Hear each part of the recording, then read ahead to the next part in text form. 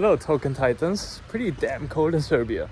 So I flew to Dubai last week and I was sitting in economy on a 6.5 hour flight without Wi-Fi. And I was just there like going at it, just, typing out Google Docs pages one after the other.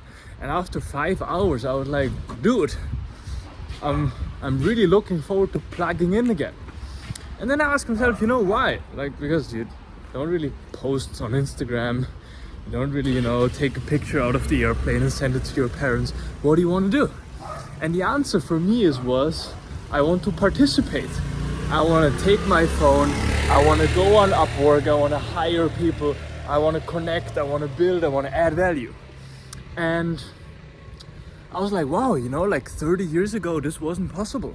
If you wanted to build a business like 30 years ago, you had to sit in the airplane, wait till you land, another 2 hours until you're somewhere, and then maybe you can call somebody, or you can meet somebody and shake somebody's hand and make a business deal in the physical world.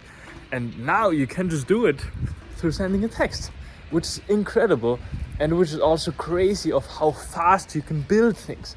It's probably 100x, 1000x faster for us to build a company than it was for our parents.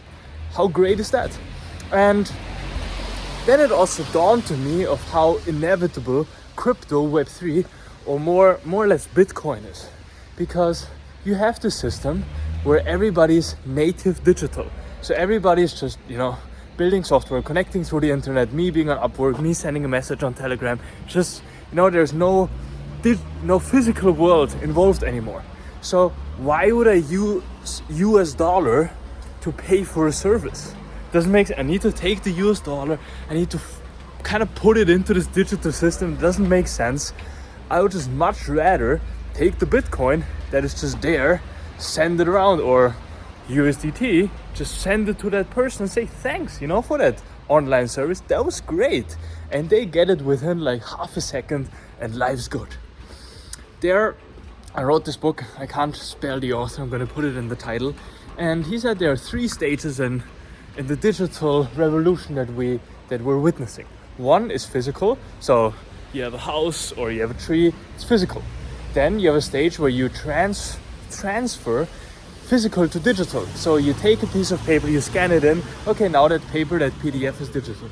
And later you have native digital. That means everything is digital. So kind of like a metaverse style, right? So then the real question is, what do you then still need that traditional system for? Nothing, right? I mean, you still gotta live in a house and you gotta have those roads, but it's becoming pretty damn difficult for any government to kind of justify why you're paying 50% tax. Because you can just say, I don't need to build a factory in Germany or France.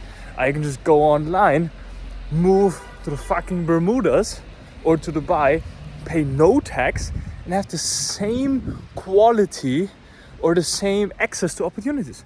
Probably even higher because there's less regulation in these countries. So how are you going to compete? How are you going to outcompete Bitcoin? You really can't. And I'm really not a Bitcoin maxi or ETH maxi. I really don't care. But I think it's very important for all of us to realize, and also for the ones that haven't thought about this much yet, you can't stop this stuff. Because what are you gonna do? You think that the European Union with their online crypto euro, they're gonna be bigger than Bitcoin? Took them 4 years to develop this shit and it's still not live.